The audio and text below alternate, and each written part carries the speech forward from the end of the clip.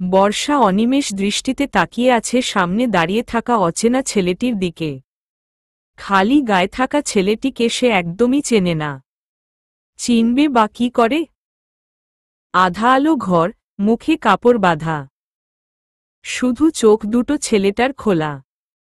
সেই চোখে অজস্র আগ্রহ জাগানো অসংখ্য মায়া, যে মায়াতে হারাতে ইচ্ছে বর্ষার বহুদিনের যেন। ছেলেটা শব্দ করে হাসল। কয়েক সেকেন্ড নিজ মনে হেসে নিয়ে মুখে কাপড়ে হাত দেয়। আস্তে আস্তে কাপড়টা নামাতে থাকে সে। ঠোঁটের কাছে এনে ছেলেটা একটু থামল।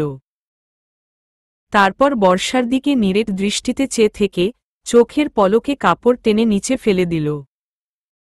বর্ষা হা করে তাকিয়ে থাকে সামনে দাঁড়িয়ে থাকা ছেলেটার দিকে।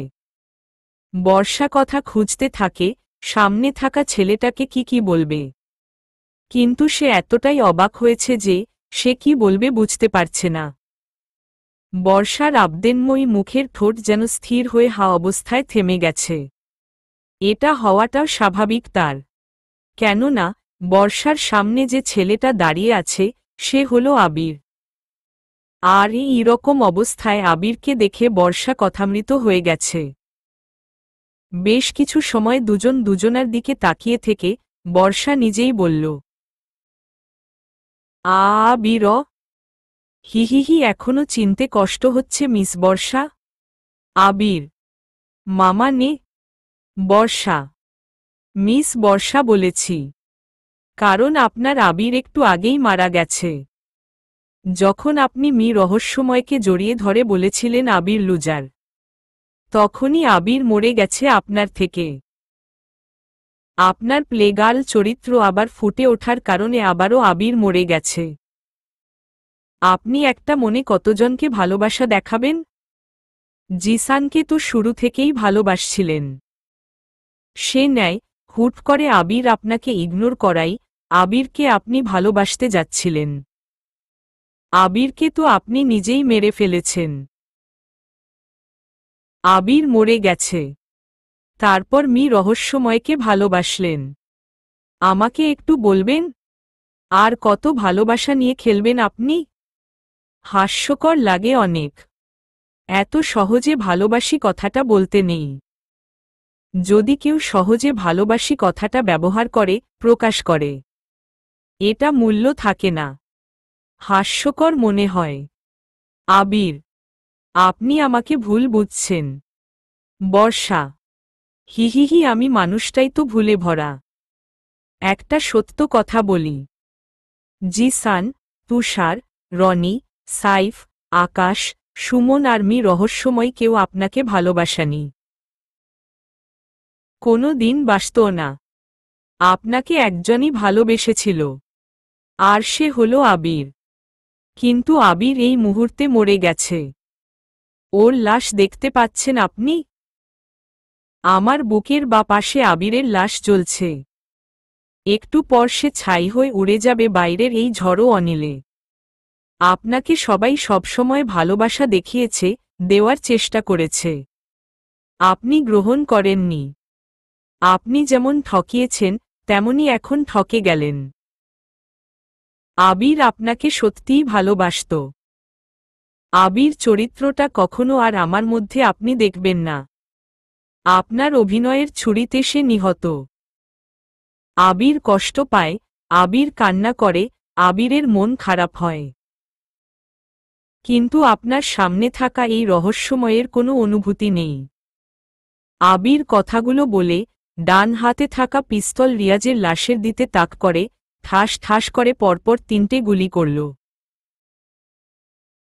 বর্ষা ভয়ের দৃষ্টিতে তাকিয়ে থাকে নতুন রূপে থাকা আবিরকে দেখে। সত্যিই এটা একজন অপরিচিত আবির, যার সাথে বর্ষা কোনো দিনও মেশেনি যেন। আবিরের মধ্যে দুটো চরিত্র, আবির আর মি রহস্যময়ী। আবির চরিত্রটা এখন মরে গেছে, মি রহস্যময় চলে এসেছে সামনে। বর্ষাকে বলে, এই হলো আমার হিংস্রতা। যতবারই আপনি বিপদে পড়েছেন আমি বাঁচিয়েছি, মার খেয়েছি আমি, কিছুই বলিনি। আবির যদি ভালোবাসে তাহলে কেন আমাকে বিয়ের পর থেকে এড়িয়ে চলছিল? বর্ষা: এসব বাদ দিন, কোনো লজিক নেই আপনার প্রশ্নের। আবির: আবির, আমি এত কিছু জানি না, বুঝতেও চাই না। তুমি আবির, তুমি যেমনই হও না কেন, আমি তোমাকে ভালোবাসি মানে ভালোবাসি। বর্ষা: চুপ, অসহ্য লাগছে তোর কথাগুলো শুনতে। আবির: বর্ষা কিছু বলতেও পারে না। আবিরও আর কিছু বলে না। ফ্লোর থেকে টি শার্ট তুলে নিয়ে গায়ে পড়ল আবির। তারপর সে বাইরে বের হয়। শুভ দাঁড়িয়ে আছে। শুভকে দেখে বর্ষা চমকে গেল। আবির বর্ষার হাত ধরে বাইরে টেনে নিয়ে যায়। বাইকের কাছে এসে হাত ছেড়ে দিল। আবির বাইকের উপর চড়ে বসে। বর্ষা আবিরের বাইকে উঠল। তারপর সেখান থেকে বাইক নিয়ে চলে যায়। আবির বেশ চিৎকার শুনতে পাচ্ছে নিচ থেকে। রাতে এসে চিলকোঠার ঘরে এসে বসেছিল।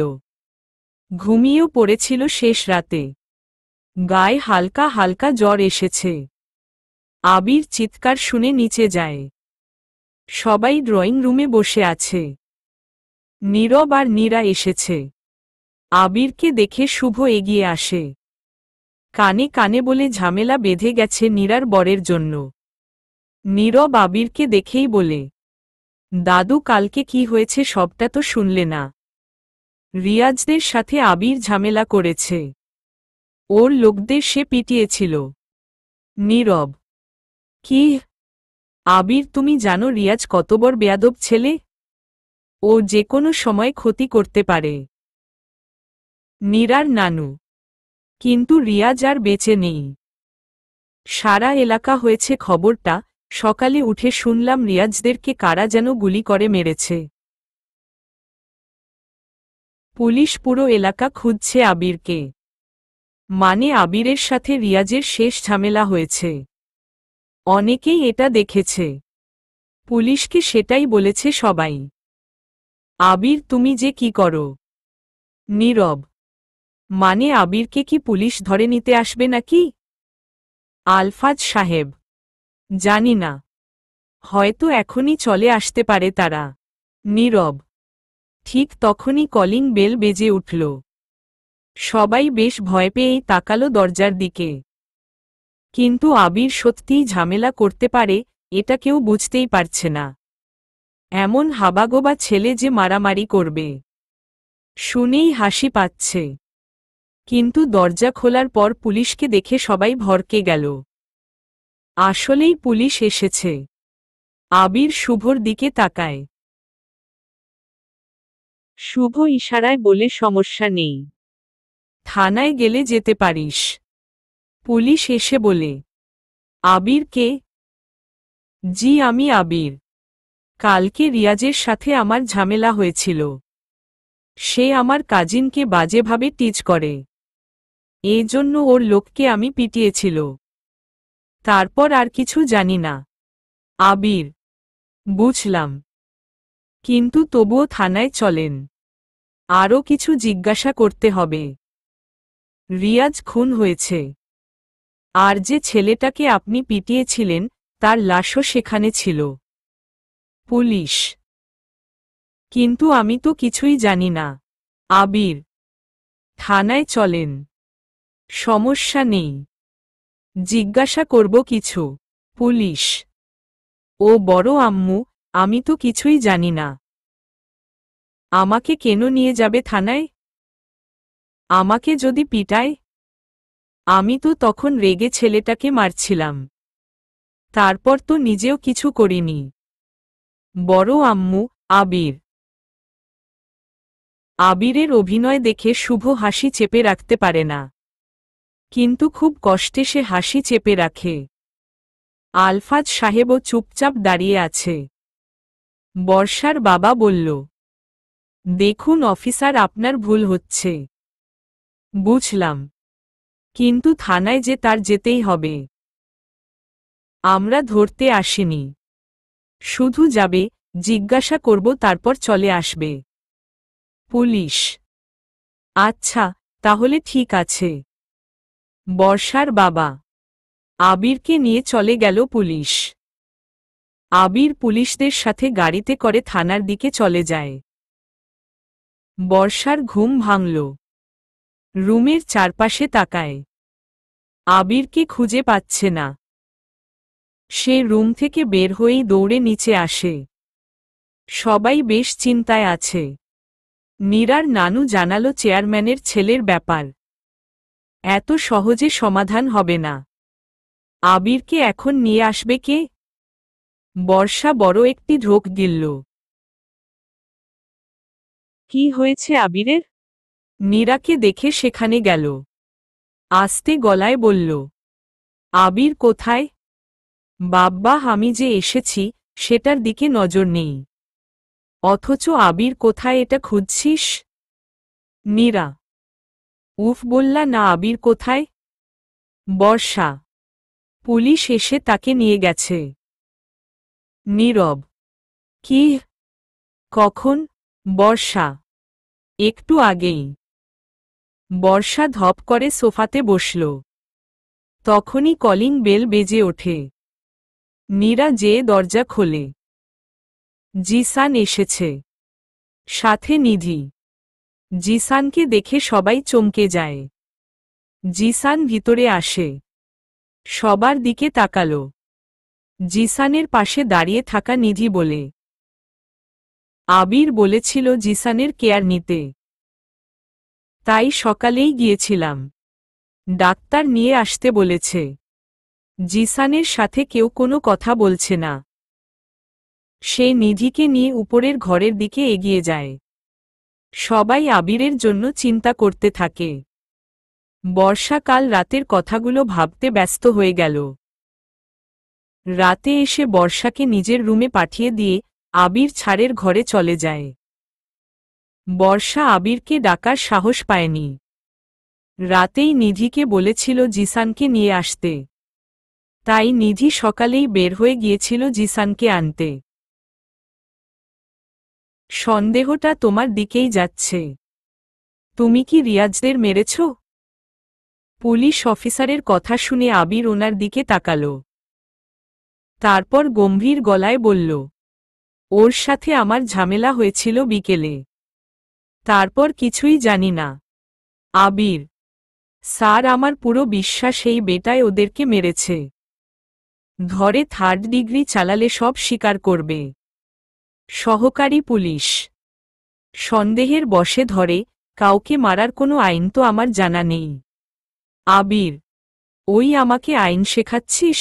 সহকারী পুলিশ কি করব, আইনের নিয়ম আমি এড়িয়ে চলি, কিন্তু অনিয়মটাই আমার কাছে চলে আসে।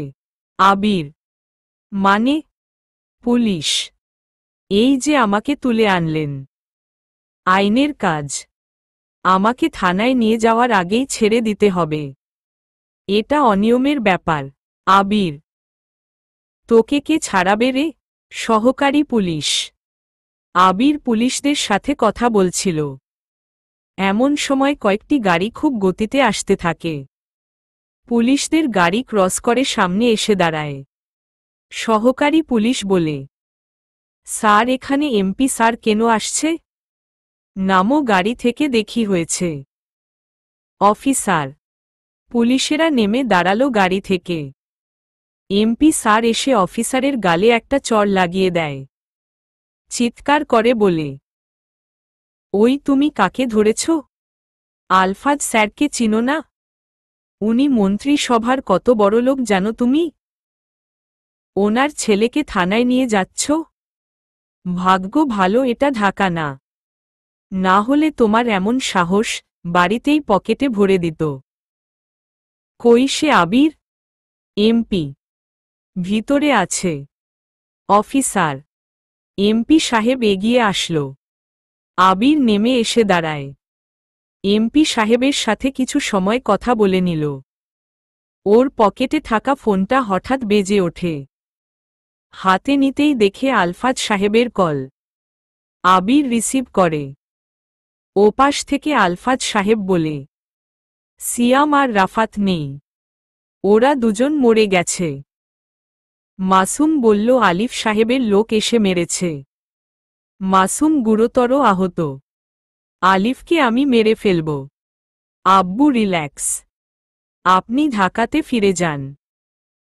আর আপনি ফিরছেন, এটা যেন আলিফ সাহেবের কান অবধি পৌঁছায়। বাকিটা দেখছি। মাসুমকে জানিয়ে দিন আপনি ফিরছেন।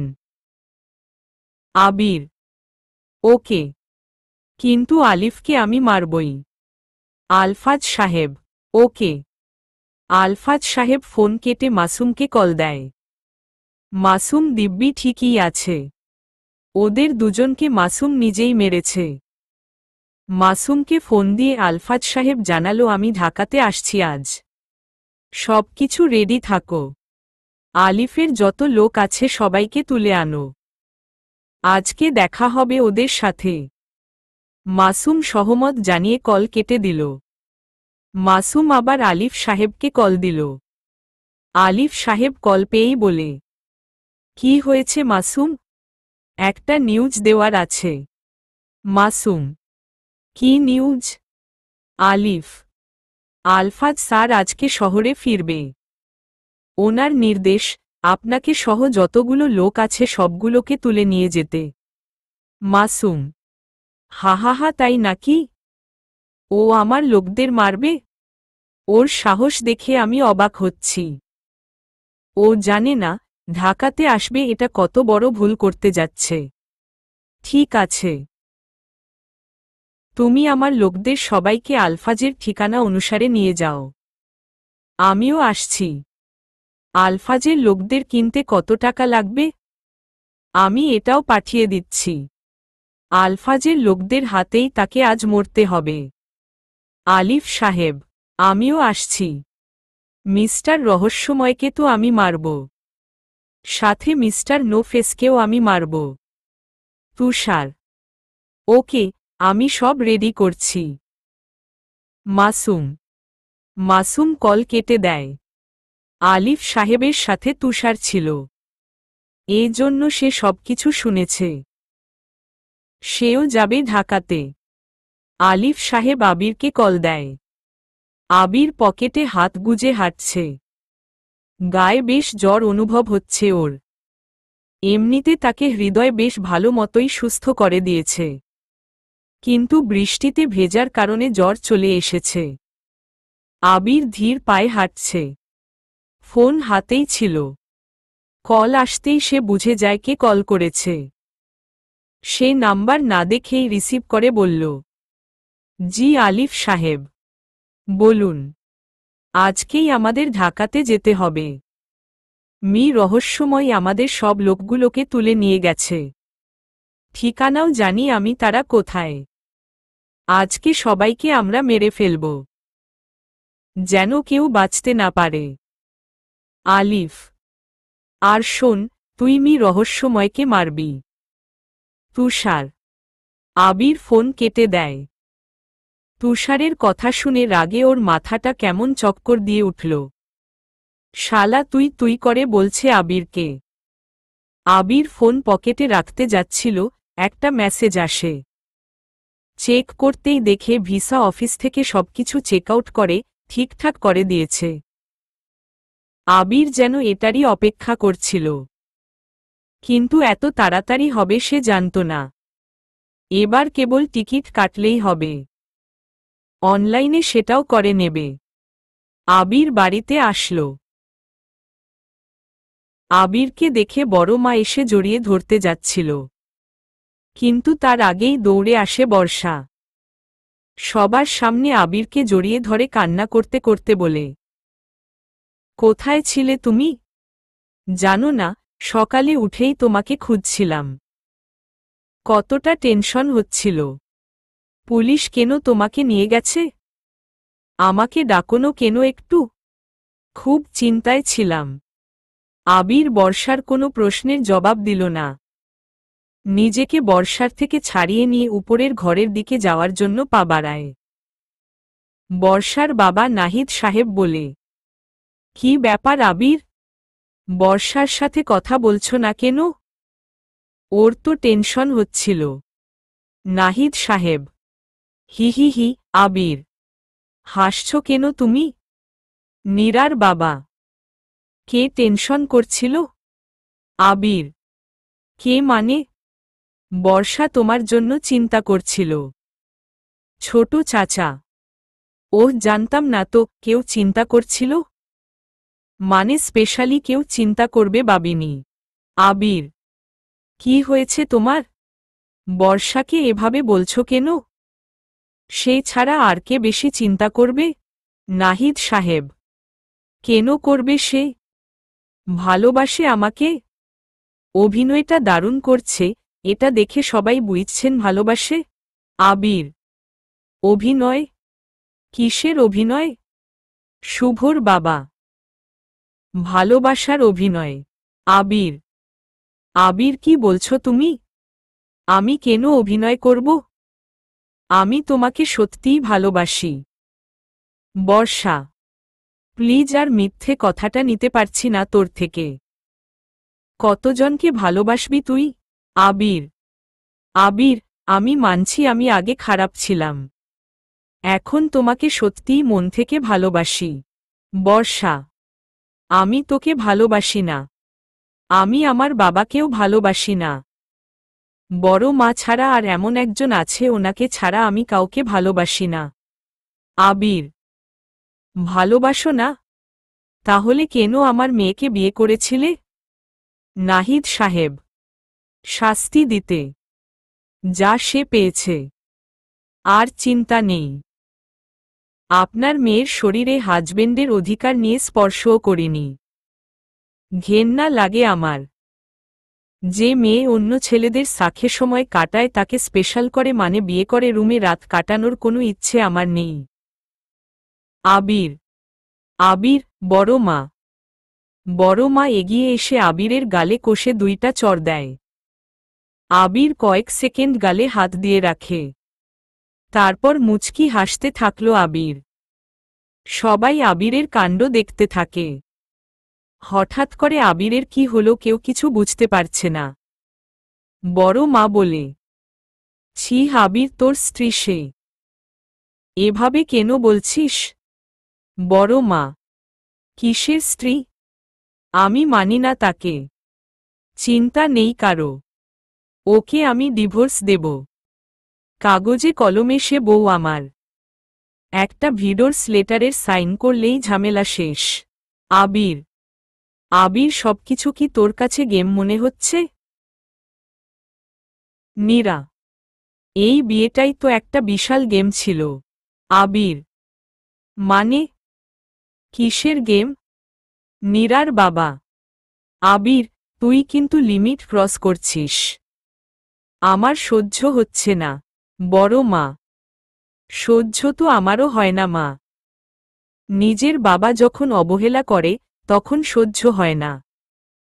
নিজের ভালোবাসা যখন অবহেলা করে অন্যকে দিয়ে মার খাওয়াই।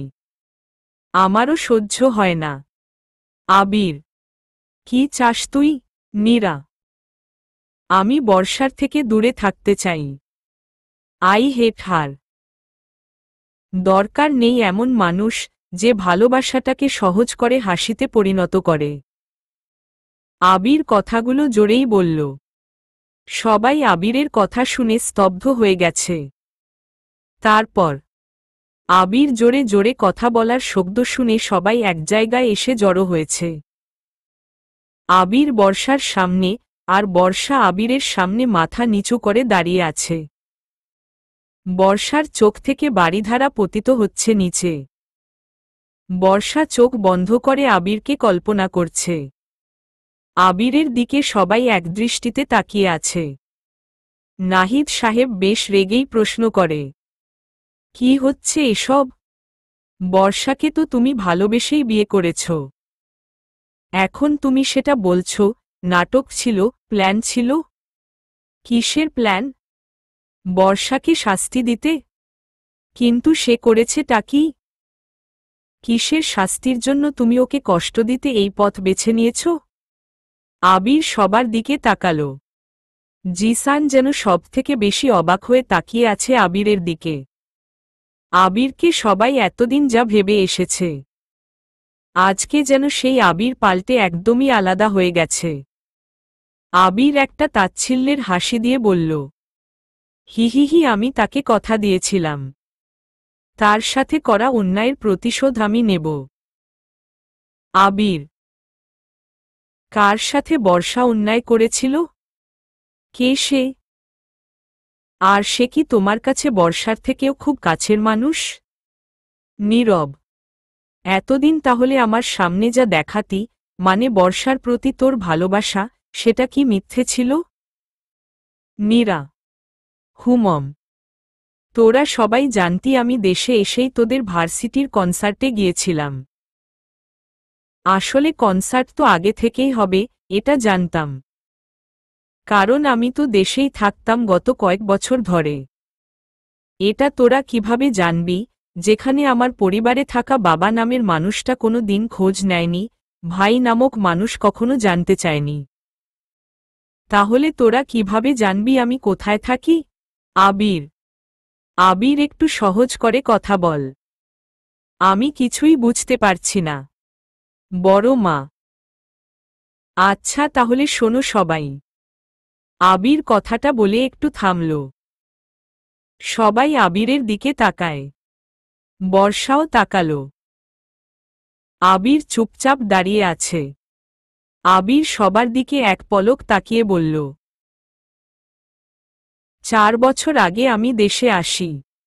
এয়ারপোর্টে নেমে আশেপাশে তাকায়। আমাকে একজনই সবচাইতে বেশি ভালোবাসত। সে প্রতিবারই সবার আগে আমার জন্য অপেক্ষা করত। আবির, কে সে? নাহিদ সাহেব।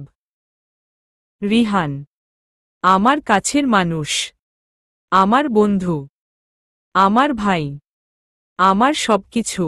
আবির, রিহানের সাথে বর্ষাকে শাস্তি দেওয়ার কি সম্পৃক্ত থাকবে? বড় বাবা, হিহিহিহি, সেটা বর্ষা বলুক, না থাক আমিই বলছি। রিহানকে আমি কোথাও দেখিনি। ভেবেছিলাম সে ব্যস্ত আছে। সে আমাকে সারপ্রাইজলি অনেক কিছুই দিত। আমিও ভেবেছিলাম আমি ওকে বড় রকমের একটা সারপ্রাইজ দিব। দেশে এসেছিলাম সে জানত, কিন্তু দেশে এসে কোথায় থাকব সেটা রিহান জানত না। ভেবেছিলাম ওর রুমে মাঝরাতে যে একটা বর্ষক সারপ্রাইজ দিব। সে খুঁজবে আমায় কোথায় গিয়েছি। দেশে এসে তাকে কল কেন করিনি, কত প্রশ্ন নিয়ে সে আমাকে খুঁজবে সারাদিন। কিন্তু আমি দেখা করব মাঝরাতে। সেদিন একটা হোটেলে যাই, সেখানেই থাকি। ফোনটা অফ করে দিই আমি। সময় চলে যায়। বিকেল গড়িয়ে সন্ধ্যা। তারপর একটা সময় গভীর রাত আসে। ঘড়িতে ঠিকভাবে দেখে নিয়েছিলাম কয়টা বাজে। রাত 2:30। আমি হোটেল থেকে বের হই। রিহানের বাড়িতে পৌঁছাতে 3টে বেজে যায়। বাড়ির দারোয়ান আমাকে খুব ভালো করেই চিনত।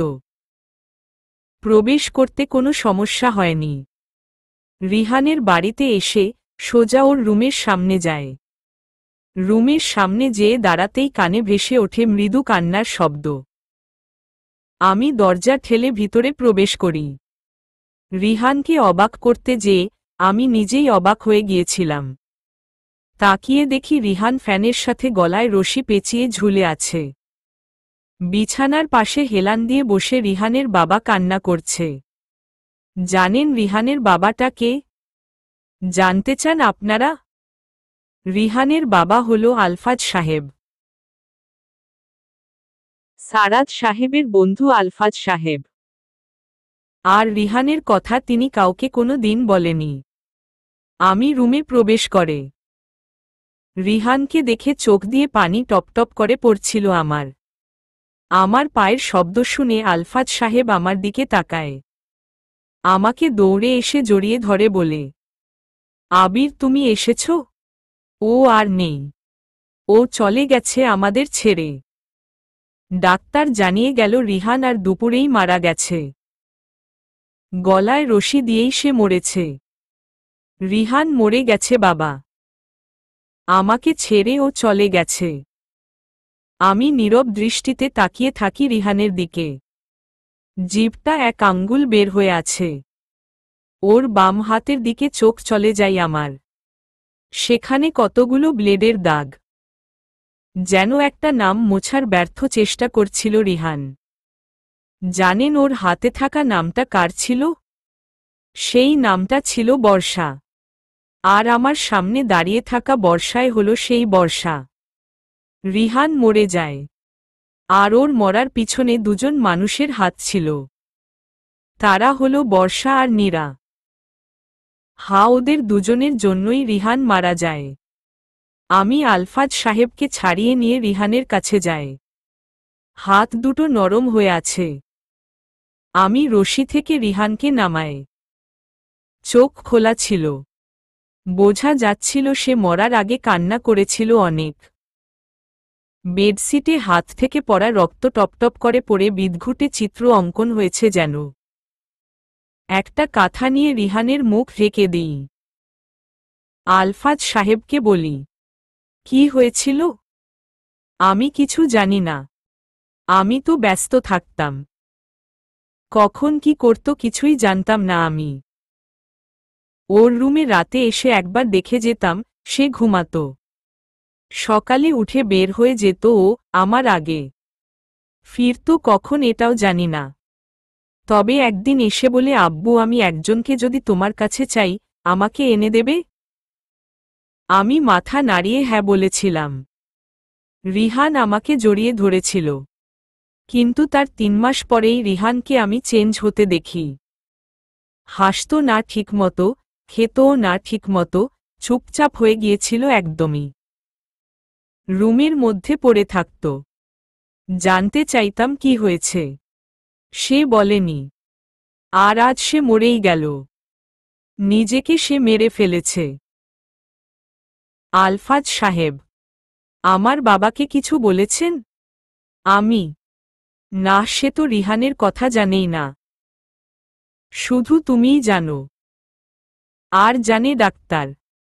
তাও আমার কাছের লোক। আলফাজ সাহেব, আচ্ছা কাউকে জানানো লাগবে না। এখনই দাফন করি চলেন। সেদিন রিহানের লাশ দাফন করে ওর রুমে আসি। প্রিয় বন্ধুর রুম ছিল। দুজনে সময় কাটিয়েছি কয়েকবার। ওর রুমে এসে টেবিলের চেয়ারে বসি। একটা ডায়েরি সেখানে। ডায়েরির উপরে লেখা আমার বর্ষার জন্য। ডায়েরিটা খুলি আমি। প্রথম পাতায় লেখা, আজ বিকেলে ঢাকা থেকে একটু বাহিরে ঘুরতে গিয়েছিলাম। ফিরে আসার সময় দেখি একটা মেয়ে পুলিশের লাঠি দিয়ে একটা ছেলেকে খুব মারছে।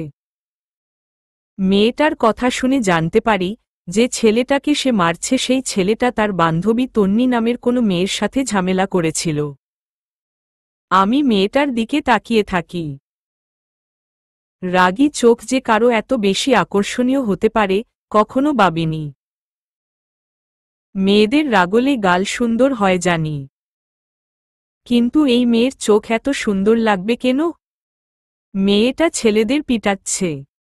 সে অবশ্যই ডিফারেন্ট গার্ল। রিহান। এরপর 2 পৃষ্ঠা পড়ে লেখা মেয়েটাকে অনেক খুঁজলাম, কিন্তু পেলামই না। ওই রাস্তায় সেদিন সন্ধ্যা অবধি কয়েকবার ঘুরেছি কিন্তু সেখানে মেয়েটাকে পাইনি। উফ, আমি কি তাকে হারিয়ে ফেলেছি? রিহান। সেই পৃষ্ঠায় আর কিছু লেখা নেই। 2-3 পাতা পড়ে আবার লেখা, আজ বৃষ্টি হচ্ছে। আবির থাকলে দুজনে এয়ারপোর্টের ভিতরে ফাঁকা রাস্তার মাঝে বসে ভিজতে ভিজতে চা খেতাম। আবির তো চা খায় না, কফি খায়। কবে যে আসবে? এত সিকিউরিটি কেন রাখে আবির নিজের মধ্যে বুঝি না। না জানিয়ে দেশে আসবে। ধুর যাই, আজকে আমি একাই ভিজব। বাইক নিয়ে বেরিয়ে পড়ি। মেইন বাজার ছাড়িয়ে এয়ারপোর্টে এসে পৌঁছালাম। ভিতরের দোকানে একটা চায়ের কাপ হাতে নিয়ে বাইরে বের হলাম। বৃষ্টি হচ্ছে অনেক। রাস্তার মাঝে এসে দাঁড়াতেই ডানপাশে তাকালাম। হঠাৎ চোখ আটকে গেল আমার। কাশফুল গাছ চারপাশে। রাস্তার পাশে বসার জায়গাতে দুটো মেয়ে বসে আছে। দুজনের হাতে আইসক্রিম। বৃষ্টিতে ভিজে আইসক্রিম খাচ্ছে। একটা মেয়েকে খুব করে চিনি আমি। এটা সেই মেয়ে। হাতে চায়ের কাপ নিয়ে দৌড় লাগায় সেদিকে। আমি ওদের সামনে এসে দাঁড়াই। আমাকে দেখে দুজন অবাক হয়। এভাবে যে হা করে তাকিয়ে থাকলে যে কেউ অবাক হবেই। আমি প্রথমেই প্রশ্ন করি তাকে, আপনার নাম কি? সে জবাব দেয়, আপনি কে? আর আমি বর্ষা। ও আমার বান্ধবী নীরা। এক কথায় দু কথায় ওদের সাথে 1 ঘন্টার মধ্যে বেশ সখ্যতা গড়ে ওঠে আমার। আবির থাকলে যে কি মজা হতো। বর্ষা নিজে থেকেই আমার নাম্বার নিয়ে গেছে। আমার বৃষ্টির মধ্যে চা খাওয়ার এমন উদ্ভট অভ্যাস নাকি ওর খুব পছন্দ হয়েছে। রিহান।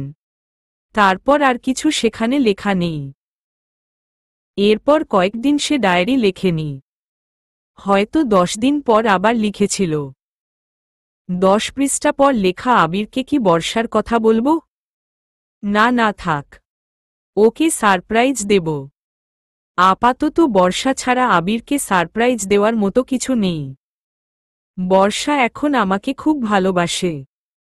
এত তাড়াতাড়ি ভালোবাসা সৃষ্টি হবে বুঝিনি। মেয়েটা এত ভালো কেন?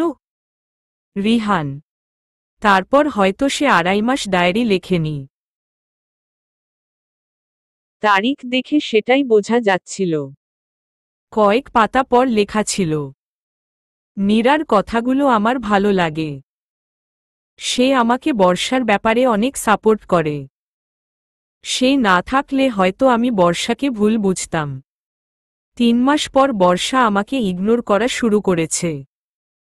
একদিন দেখেছিলাম অন্য একটা ছেলের হাত ধরে ঘুরছে। ভাগ্যিস নীরা আমাকে জানায় বর্ষা ডেয়ার পালন করছিল। মেয়ে দুটো সারাক্ষণ এমন ডেয়ার খেলে। রিহান। ডায়েরিটা প্রায় শেষ। শেষের পাতায় কিছু লেখা ছিল। আমি ভুল ছিলাম। বর্ষা আমাকে ভালোবাসেনি। শুনলাম সে নাকি আরো দুটো ছেলের সাথে রিলেশনে আছে। আমি বিশ্বাস করিনি। কিন্তু আড়াল হতে নিজ চোখে দেখি, বর্ষা কারো কাঁধে মাথা রেখে বসে আছে। তাকে অকপটেই বলে দিচ্ছে, আমি শুধু তোমাকেই ভালোবাসি। অন্য কাউকে কখনো ভালোবাসিনি। অথচ কয়েকদিন আগেও সে আমার কাঁধে মাথা রেখে এটাই বলেছিল সে আমাকেই ভালোবাসে। বর্ষার এমন কাণ্ড দেখে নিজেকে আর সামলাতে পারছিলাম না। বর্ষাকে কল দিই। আমার সামনেই সে বলে ও হসপিটালে এসেছে তার মাকে নিয়ে। অথচ সে আমার সামনেই বসেছিল। আমি কেবল আড়াল হতেই দেখছি। ওর পাশে থাকা ছেলেটা জিজ্ঞাসাও করে কে ফোন করেছিল। বর্ষা জানায়, আর বলো না, আমার এক কাজিন ফোন দিচ্ছে। একটা প্রোগ্রাম ছিল। তোমার সাথে থাকবো বলে যাইনি। সে জন্য আর কি। দুজনে হাসাহাসি করে কথাগুলো বলে। খুব কষ্ট পেয়েছিলাম আমি। এই কষ্ট আর সহ্য করতে পারছি না। আবির আজকে আসবে। আমি ভালো নেই। এভাবে ওর সামনে যেতে পারবো না। এত কষ্ট সহ্য করতে পারছি না। আমি সত্যিই পারছি না। আমি নিজেকে শেষ করে দেব। মা, আমি তোমার কাছে আসছি।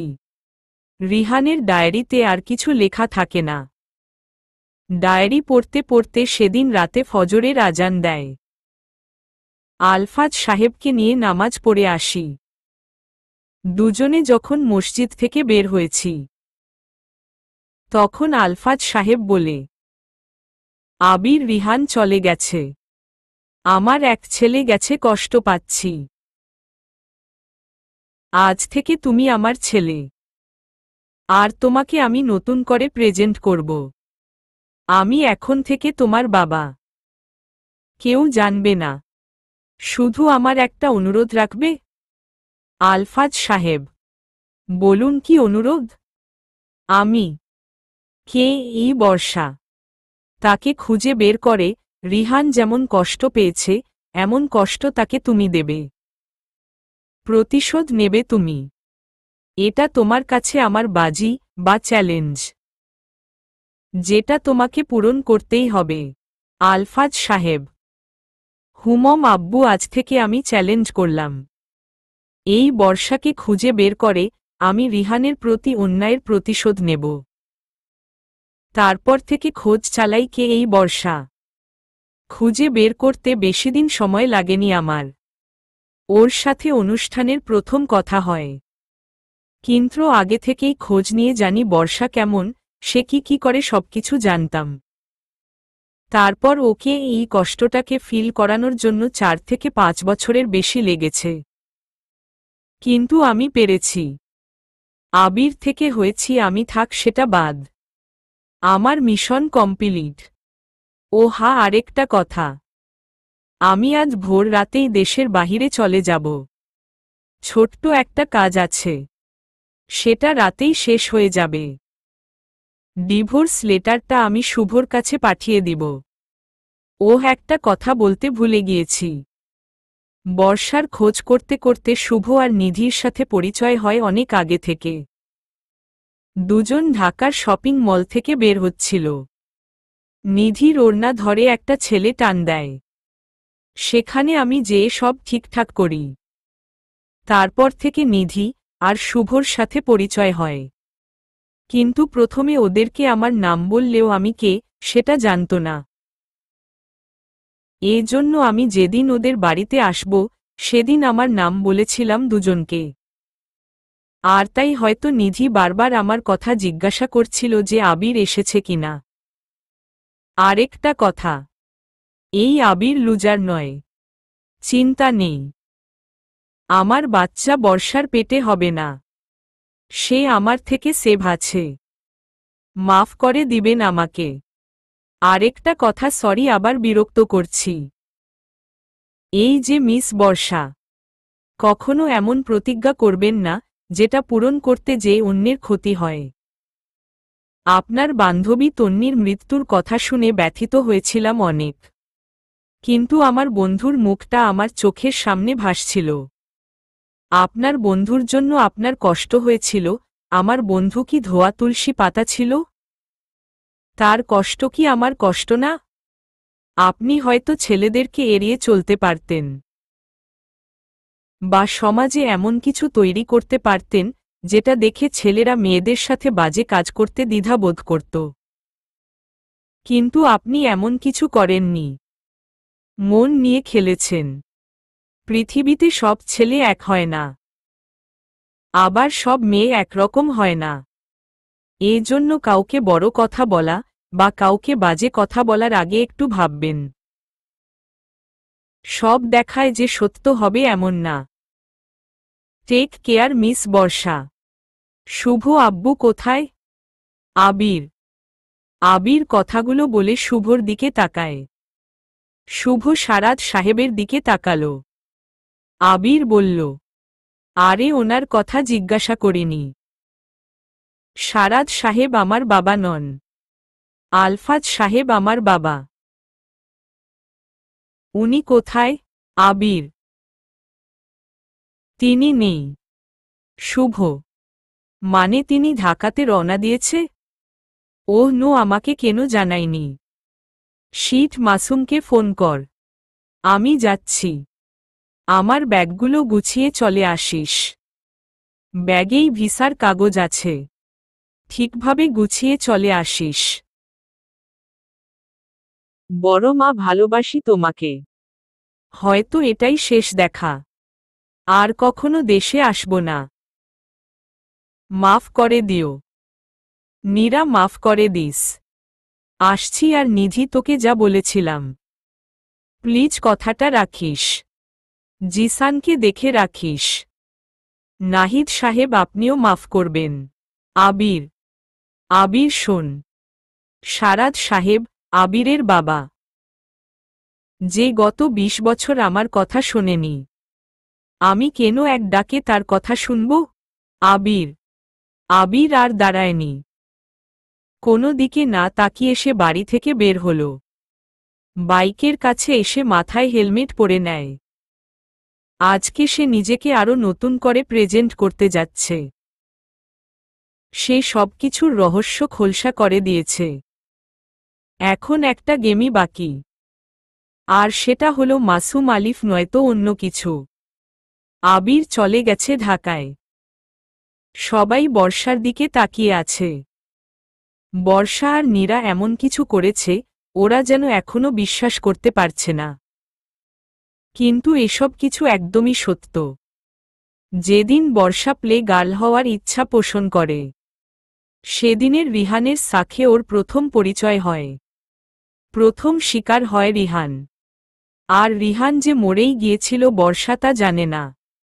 রিহানের সাথে যোগাযোগ অফ হওয়ার পর বর্ষা যেন হাফ ছেড়ে বাঁচে।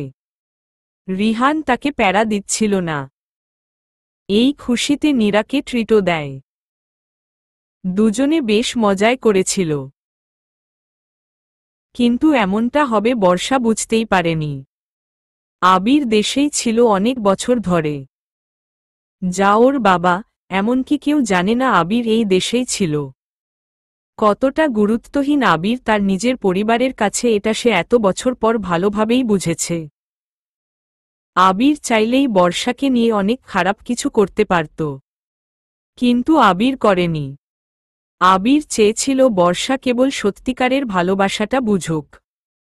আর সেই ভালোবাসা হারালে কত কষ্ট হয় সেটাও বর্ষা বুঝুক। আর এটাই এখন হয়েছে। বর্ষা পুরোপুরি একজনকে ভালোবেসে ফেলেছে। আর সেই একজন বর্ষাকেই ইগনোর করে চলে গেছে। বর্ষা কাঁদছে। ওর পাশে এখন কেউ নেই। সে নিজেকে বোঝাতে পারছে না কত অন্যায় সে করেছে। আবার আবিরকে যে এখন সত্যিকারভাবে ভালোবেসেছে, এটাও কাউকে বোঝাতে পারছে না। সবাই এখন বর্ষার কান্নাটাকেও তাচ্ছিল্যের চোখে দেখছে।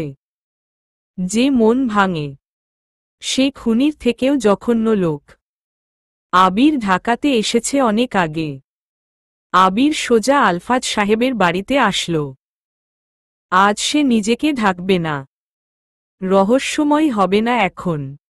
তবে নিজেকে নিজের মতো করে তৈরি করে নিল। সবকিছু গুছিয়েই নিয়েছে। দেশ ছেড়ে চলে যাবে আজ রাতেই। সব যখন রেডি করা শেষ, ওর ফোনে কল আসল।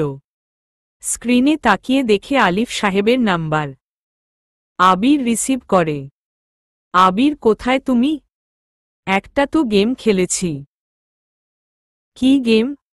আবির, আলফাজ সাহেব এখন আমার কাছে। তুমি চলে আসো সদর ভবনের ৩০ তলায়।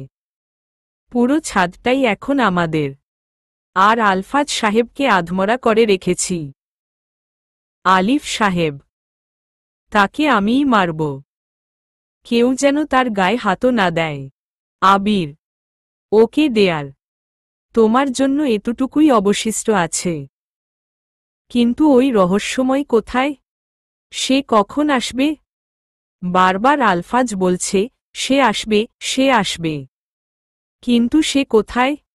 ওর লোকগুলো তো সব এখন আমার হয়ে গেছে। আলিফ সাহেব, গুড। কত টাকা দিয়ে সবাইকে কিনে নিয়েছেন? আবির, ২০ জনের বেশি লোক। ১ কোটি লেগেছে। আলিফ সাহেব, গ্রেট। আচ্ছা, অপেক্ষা করুন, আমি আসছি। আবির চেইন কভার জুতো পরে নিল। শুভকে কল দেয়। শুভ আসতে থাকে। আবির বাইরে আসল। আকাশের অবস্থা আজকেও ভালো না। বৃষ্টি আসবে। আবির বাইক নিয়ে বের হয়। তারপর বর্ষার সামনে বাড়ির সবাই দাঁড়িয়ে আছে। বর্ষাকে এতক্ষণ কেউ কিছু বলেনি, কারণ আবির যা ইমোশনালি বলেছে তাতেই বর্ষার নীরব কান্না থামছেই না। সবাই চুপচাপ হয়ে আছে। বর্ষা হঠাৎ উঠে দাঁড়াল। নাহিদ সাহেবের দিকে তাকিয়ে বলল, আমি ঢাকাতে যাব এখনই। কেন? নাহিদ সাহেব, আবিরকে দেশের বাহিরে যেতে দেব না। বর্ষা, কিন্তু ওর কথা শুনে মনে হয়েছে তোমার কথা সে শুনবে না। জিসান। আমার কথা সে শুনবে। আমাকে সে ভালোবাসে। বর্ষা। আর তুমি? নিধি। এটা না হয় তার সামনে বলবো। বর্ষা। বিশ্বাস করবে তো? বড় মা। হুমম করবে। আমি করাবো বিশ্বাস। আবির শুধু বর্ষার। সে আমার জন্যই থাকবে। আমি ঢাকাতে যাব। বর্ষা। আচ্ছা ঠিক আছে। তবে সবকিছু তোর উপর। তোকে আবিরের সামনে রেখে আমরা চলে আসব। নাহিদ সাহেব। সবাই রেডি হতে থাকে। বর্ষা আবিরের জন্য এখন দিশেহারা হয়ে গেছে যেন। আবিরকে দেখার প্রবল ইচ্ছে তাকে এই অল্প সময়ের ভিতরে কুড়ে কুড়ে খাচ্ছে। আবিরকে তার চাই। আবির ৩০ তলা বিল্ডিংয়ের ছাদে আসল। আলফাজ সাহেব ছাদের উপর মুখ থুবড়ে পড়ে আছে। আশেপাশে সব আলফাজ সাহেবেরই লোক। আলিফ সাহেব এসেছিল এখানে। কিন্তু আগে থেকেই আলফাজের লোকদের মাসুমের মাধ্যমে কিনে রেখেছিল আলিফ। এই জন্য আলিফ এসে যখন বলে, দেখো আলফাজ, তোমাকে বোঝানোর মতো সময় আমার কাছে নেই। আমি আবার রাজনীতির বড় পজিশনে ফিরব বলে এসেছি। এবার ট্রফি আমার হবেই। না খেলে যারা ট্রফির চিন্তা করে খেলাটা ভুলে যায়।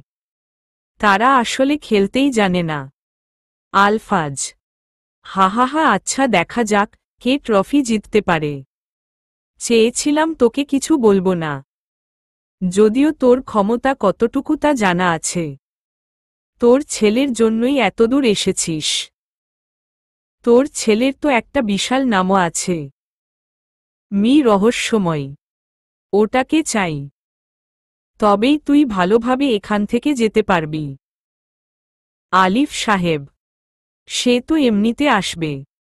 ওকে ডাকতে হবে না। যেচে পড়ে মৃত্যুকে ডাকার মতো পাগল তোদেরকে না দেখলে বুঝতাম না। মাসুম আপাতত দুইটাকে উল্টো করে টাঙিয়ে রাখো। আমার লোকের মেরেছিস। তোর সাহস দেখে অবাক হচ্ছি, তোর ভাইপোকে নিয়ে একা এখানে এসেছিস। আলফাজ। হাহাহা সাহসটা তো দেখেই নিলি। কিন্তু চমকটা এখনো দেখবি না? আলিফ। চমক? কিসের চমক? আলফাজ। তোর লোকদের বল আমাদের মারতে। আলিফ সাহেব কথাটা বলে চেয়ারে বসল। আলফাজ সাহেব মাসুমের দিকে তাকায়। মাসুম চুপচাপ দাঁড়িয়ে থাকে। আলিফ সাহেব হাসতে হাসতে বলে, মাসুম, আলফাজ সাহেবের কোমরে থাকা পিস্তলটা আমার কাছে এনে দাও। দেখি ওটা কোনো খেলনা পিস্তল নাকি। মাসুম সাথে সাথেই এই কাজটা করে দিল। আলফাজ সাহেব অবাক হয়ে তাকায় মাসুমের দিকে। মাসুম এমন বেইমানি করবে আলফাজ সাহেব কল্পনাতেও ভাবেনি। আলিফ সাহেব বলল, এই হলো প্রথম চমক। আরও চমক আছে। তবে আরেকটা বলি। তোর লোক ইশতাক, রাফাত আর অর্ককে আমি মেরেছি। মানে তোর লোক মাসুম মেরেছে। যদিও মামুম এখন আমার দলের জন্য কাজ করে। আলিফ। বয়েজ মাসুমকে গুলি করে মারো। আলফাজ। উহু কেউ শুনবে না কথা। সবাইকে কিনে নিয়েছি। আলিফ। চাচা। ওর সাথে এত কথা কেন বলছেন? শালারে আগে মারি, তারপর কথা বলেন। তুষার কথাটা বলেই একটা স্টিক নিয়ে আলফাজের পায়ে জোরে বাড়ি দেয়। আলফাজ সাহেব ব্যথায় দূরে সরে যেয়ে পড়ে। তারপর তুষার ইচ্ছেমতো মারতে থাকে ওনাকে। প্রায় আধামরা অবস্থায় বলে, আমার গায়ে হাত দিয়েছিস। আমাকে মেরে ফেল। না হলে তোদের মৃত্যু যন্ত্রণা আমাকে আরো কষ্ট দেবে। ও এসে তোদের সবাইকে মেরে ফেলবে। আলফাজ। কে আসবে? রহস্যময়। জানিস না তাকে মারার জন্য আমার এমন একজন আসছে, যে বুদ্ধিতে সবার থেকে সেরা। আলিফ। কে সে? আলফাজ। তোর ছেলেকে মারবে সে এসে। অপেক্ষা কর। আলিফ সাহেব তাকে মারতে নিষেধ করে তুষারকে, কারণ সবগুলোকে আবির মারবে তাই। আবির ছাদে এসে দেখল আলফাজ সাহেব উল্টো হয়ে শুয়ে আছে, চোখ দুটো আধা খোলা। আবিরকে দেখে তিনি উঠতে যাচ্ছিলেন, কিন্তু আলিফ বলল, কিরে কি দেখছিস? ও আমার লোক, আমার শের এসে গেছে। তোকে সহ তোর রহস্যময় ছেলেকে একাই মারবে। ডাক তোর ছেলেকে। আলিফ। আবির ধীর পায়ে এগিয়ে যেতে থাকে ওদের দিকে, দৃষ্টিতে ক্রোধের প্রভা। আলফাজ সাহেবের দিকেই তাকিয়ে আছে আবির। আলফাজ সাহেব মনে মনে বলে, আবির, শেষমেশ তুইও মাসুমের মতো বেইমানি করলি। আবির সামনে এসে দাঁড়ায়। আকাশে কালো মেঘের বিশালতা, উজ্জ্বল আকাশে কালো মেঘের ছায়া, প্রকৃতিতে বৃষ্টির আগমনের সুর। আবির আলফাজ সাহেবের সামনে হাঁটু মুড়ে বসল। কিছু সময় ওনার মুখের দাকে তাকিয়ে থাকে সে। বড় বড় ফোঁটায় কয়েকটা বৃষ্টির টোপ এসে পড়া শুরু করেছে। আলফাজ সাহেব কান্না ভরা দৃষ্টিতে তাকালো আবিরের দিকে। শেষ আশাটুকুও যেন চলে গেছে তার। আবির গম্ভীর হয়ে প্রশ্ন করে, সবার আগে কে ওনাকে মেরেছে? আবির। কে মারবে আবার? আমি মেরেছি। চাচা না থামতে বললে এতক্ষণে বৃষ্টির পানিতে ওর রক্ত ভাসত। তুষার। আর কে মেরেছে তাকে? আবির। কেউ না। আমি ছাড়া কেউ কে মারবে? তুষার। শিওর? আবির। হুম্মম। একদম sure. Tushar. You are sure? I am cure for you. Abir. Abir কথাটা বলেই ওর কোমর থাকা পিস্তলটি হাতে নিল। মাসুম দূরে দাঁড়িয়ে আছে। বৃষ্টি শুরু হয়েছে। আবির কয়েক পা পিছিয়ে আসে। পিস্তলটি আলফাজ সাহেবের দিকে তাক করে ধরে, ট্রিগারে চাপ দিবে। তখনই কেউ একজন সেখানে আসে। মাথা হুডতোলা টুপি, মুখে মাস্ক পরা, কালো জ্যাকেট পরে আছে। আলফাজ সাহেব সেদিকে তাকিয়ে অবাক হয়। তিনি নিজেও বুঝতে পারছে না এখানে কি হচ্ছে। সে নিজেই আবিরকে রহস্যময় বানিয়েছে, অথচ আবির আলিফদের সাথে মিশে গেছে। তাহলে এই রহস্যময়টা কে? আলিফ সাহেব বসা থেকে উঠে দাঁড়াল। আলফাজ সাহেবও বসার চেষ্টা করে। রক্তাক্ত শরীর তার, কোনো রকমে ভর দিয়ে বসল।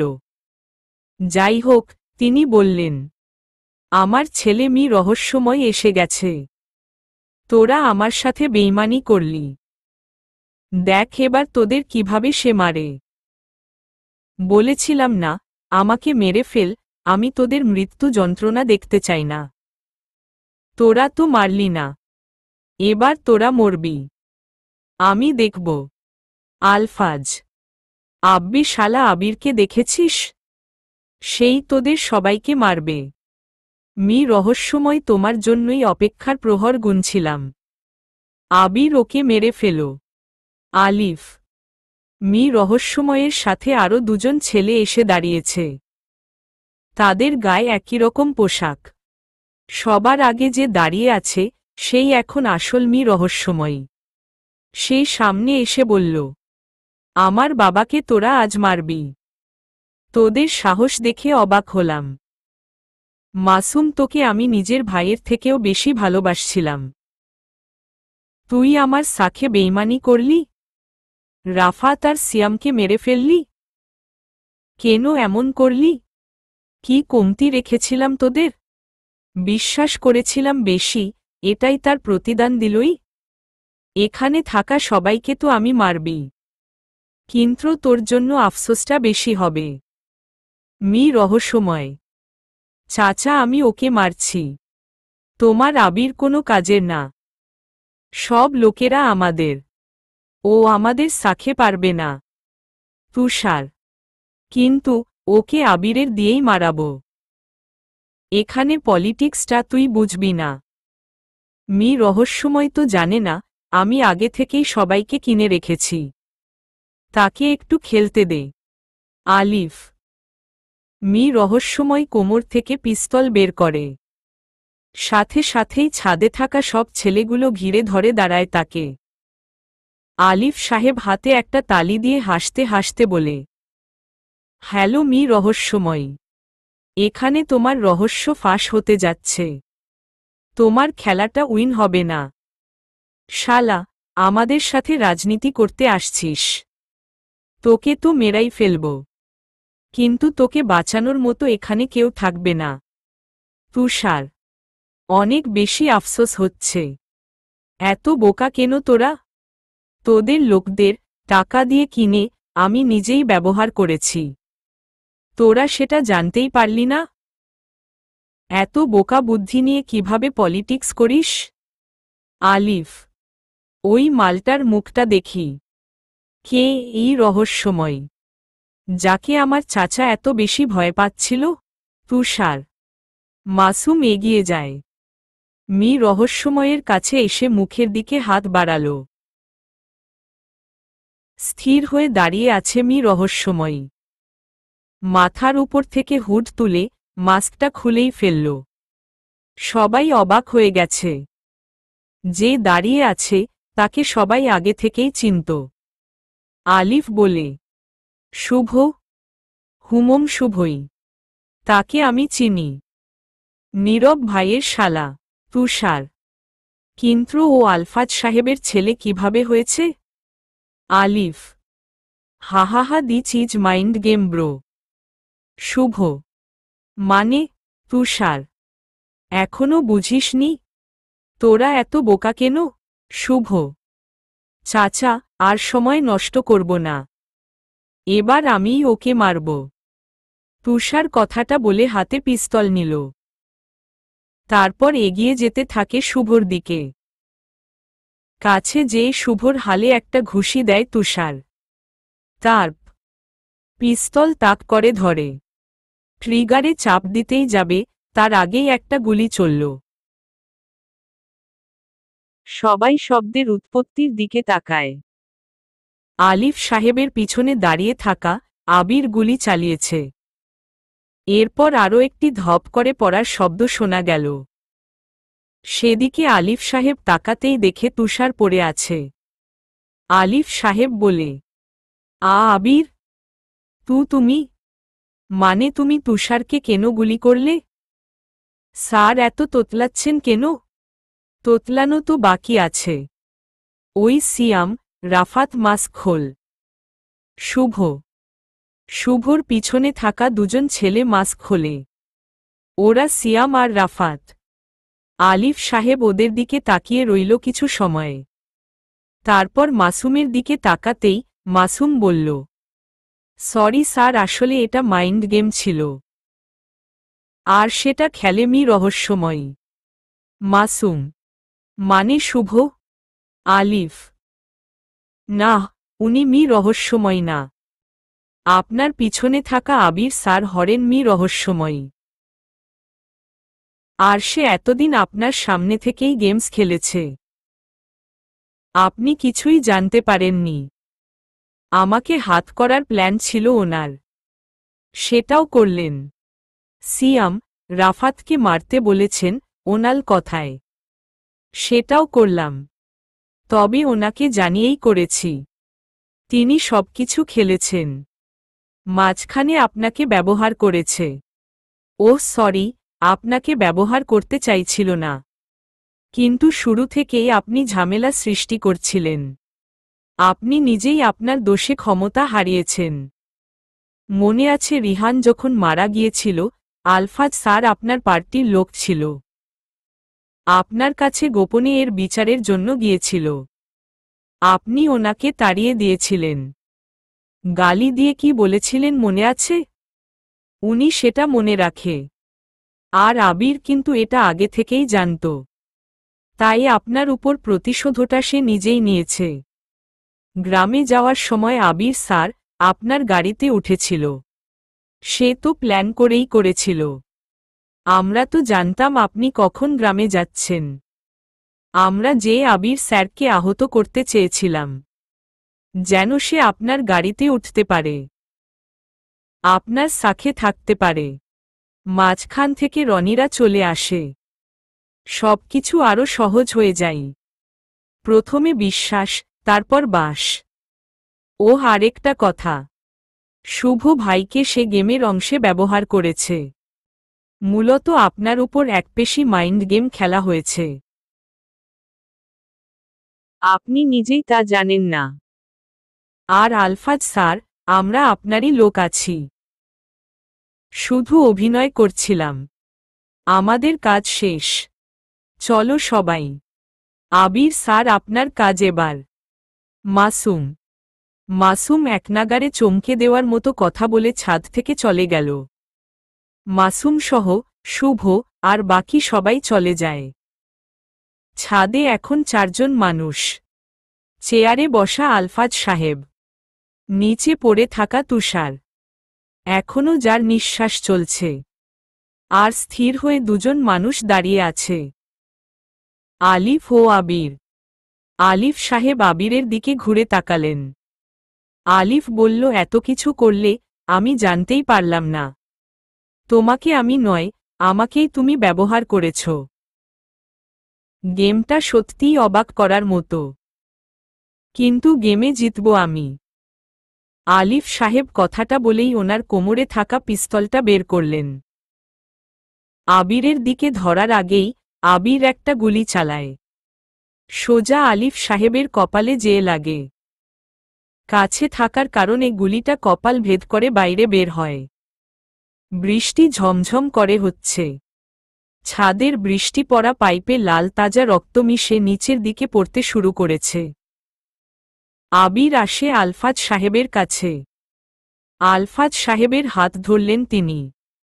আমি থাকতে আমার এই বাবাকে কেউ কিছু বলতে পারবে না। সে আপনাকে মেরেছিল, এ ব্যাপারে he was sure, but I am cure of his. তাকে মেরে ফেলেছি। চলেন। তোমার গেমটা এত বেশি যন্ত্রণাদায়ক, সত্যিই বোঝা মুশকিল। আবিরের হাত ধরে তিনি হেঁটে যাচ্ছেন। আলফাজ সাহেব খোঁড়াচ্ছে। আবির তাকে কোলে তুলে নিয়ে এক পা সামনে বাড়ালেন। পিছনের পা তুলতেই যাচ্ছিল, কিন্তু তার আগে একটা গুলি এসে লাগে আবিরের পিঠে। আবির সামনের দিকে পড়ে যায়। আলফাজ সাহেব আবিরের হাতের পিস্তলটি তুলে নিল। পিছনে তাকিয়ে দেখে তুষার শুয়ে পড়েই আবিরকে গুলি করেছে। তিনি এক মুহূর্ত দেরি করে না। তুষারের দিকে পরপর 2-3টে গুলি চালিয়ে শান্ত হলেন। আবিরের দিকে ফিরতেই দেখে আবির পড়ে আছে নিচে। আবিরকে ধরে সে চিৎকার করে মাসুমদের ডাকল। তারপর আবিরের পিঠে প্রচণ্ড যন্ত্রণা অনুভব হয়। চিৎকার করে তার পাশে থাকা আলফাজ সাহেবকে ডাকতে যাচ্ছিলেন, কিন্তু তার আগেই আবির চোখ বন্ধ করে ফেলে। এরপর ওর কিছুই মনে নেই। কিন্তু আলফাজ সাহেব ঠিকই চিৎকার দেয়। সেই চিৎকারে শুভ, মাসুম, সিয়াম আর রাফাত দৌড়ে চলে আসে। এসে দেখে আবিরের পিঠে গুলি লেগেছে। শুভ আর আলফাজ সাহেব আবিরকে ধরে নিচে আনে। তারপর হাসপাতালে নিয়ে যায়। আলফাজ সাহেব হাসপাতালের ভিআইপি কেবিনে বসে আছে। তিনি চাইছিলেন না তার ছেলের ইমার্জেন্সি রুমের সামনে থেকে আসতে, কিন্তু ডাক্তারের জোরপূর্বক রুমে নিয়ে এসে বসিয়ে দেয়। এটাও জানায় বেশ কিছু সময় লাগবে আবিরকে চেক আপ করতে। তাই বাকি সবাই এক জায়গাতে এসে বসল। আলফাজ সাহেব গম্ভীর হয়ে বসে আছে। সামনে ওর লোকেরা বসা। একটা রুমে অনেকগুলো লোক থাকলেও কেউ কোনো কথা বলছে না। সব দিক যেন পিনপন নীরবতা। আলফাজ সাহেব নীরবতা ভেঙে বলল, আমি আবিরের চোখে রিহানের জন্য ভালোবাসা দেখেছিলাম। রিহান চাইতো আবির যেন সবসময় এখানে থাকে। আবির যেদিন পৃথিবীতে আসে সেদিন আমি ঠিক এই রুমেই বসেছিলাম। আবিরকে এক পলক দেখেছিলাম। ছেলেটার প্রতি মায়া চলে আসে। ভাবি মানে আবিরের মায়ের সবটা ভালোবাসা আবিরের মধ্যে দেখেছিলাম আমি। আবির যেদিন হয় সেদিনও বৃষ্টি হচ্ছিল। মাঝরাত। সারাদ তখনও এসে পৌঁছায়নি হাসপাতালে। আমি একবার এই রুমে, আরেকবার করিডোরে পায়চারি করছি। মাঝে মাঝে দরজার দিকে তাকাচ্ছি, সারাদ আসছে কিনা দেখার জন্য। হঠাৎ কারো ছায়া দেখতে পাই আমি। হাসপাতালের দরজায় কারো ছায়া। আমি দরজার দিকে চেয়ে রইলাম। মনে হচ্ছিল সারাদ আসছে। আমি এক পা ফেলতেই দেখি একজন মহিলা এলোমেলো অবস্থায়, করুণ সুরে ডাক্তার ডাক্তার বলতে বলতে এগিয়ে আসছে। বোঝা যাচ্ছিল, মহিলাটি প্রেগনেন্ট। প্রসব ব্যথা উঠেছে তার। সারা গা ভেজা। মুখের দিকে তাকালাম। সাধারণ মানুষের মতো না সে। সমাজের কাছে সে ছিল পাগলি। হয়তো কারো পাপের বীজ এই অবলা পাগলির পেটে আসছিল। কিন্তু প্রসব যন্ত্রণায় যে ডাক্তারকে ডাকতে হবে, এটাও হয়তো আল্লাহ পাগলির ভিতরে জানিয়ে দিয়েছিল। মহিলাটিকে দেখে আমি দৌড়ে সেদিকে যাই। আমাকে দেখেই একবার বলে ডাক্তার বাচ্চা, তারপর নিচে পড়ে যেতে থাকে। আমি ঝাপটে ধরি তাকে। সেন্স ছিল কিনা জানি না। আমি পাগলিটাকে নিয়ে নিচে ফ্লোরে বসে পড়ি। আমার চোখের সামনেই উপরওয়ালার ইচ্ছাতেই বাচ্চা প্রসব করে পাগলিটা। আমি চিৎকার নার্স ডাকি। নার্স ছুটে আসে। নার্স এসে চেক করে জানায় পাগলিটা মারা গিয়েছে, আর ছেলে সন্তান হয়েছে। বাচ্চাটার মুখের দিকে তাকায় আমি। আবিরের মুখটা ভেসে ওঠে। অপরূপ মায়া এই দুই ছেলের মধ্যে। আমি নিজের কাছে রাখি তাকে। বাচ্চাটাকে কোলে নিয়ে এই রুমের এই চেয়ারে এসেই বসেছিলাম আমি। হঠাৎ কি মনে হলো আমার। ভাবতে থাকি, এই ছেলে তো কারো কুদৃষ্টির ফসল। পৃথিবীতে এত জঘন্য মানুষ আছে, যে কিনা পাগলির সাথে সুযোগ খুঁজে এমন পবিত্র একটা নিষ্পাপ সন্তান জন্ম দিয়েছে।